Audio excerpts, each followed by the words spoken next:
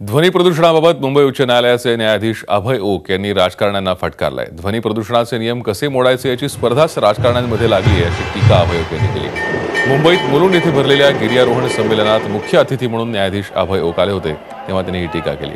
गेल्या आठवड्यात गणेशोत्सव दहीहंडी मंडळ यांची मुख्यमंत्र्यांबरोबर बैठक झाली होती। सण साजरे करता यावेत यासाठी सायलेन्स झोनचे नियम शिथिल करण्याची मागणी या बैठकीत एकमताने करण्यात आली होती। यावर सरकारनेही वेळ पडल्यास अध्यादेश काढणार असल्याचं सूतोवाच केलं होतं। तर दुसरीकडे शिवसेनेनेही सण दणक्यात साजरे करणार असल्याचं सांगितलंय।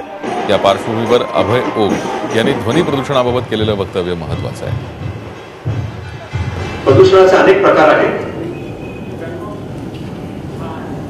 हवेचं प्रदूषण आहे, पाण्याचं प्रदूषण आहे, आपल्या मनाचं प्रदूषण आहे, ध्वनी प्रदूषण आहे। ध्वनी प्रदूषणाबद्दल बोलणार नाही कारण त्याचा खटला माझ्याकडे चालू आहे आणि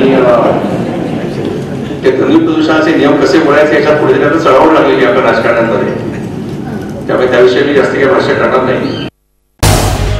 झी 24 तास रहा एक पाऊल पुढे।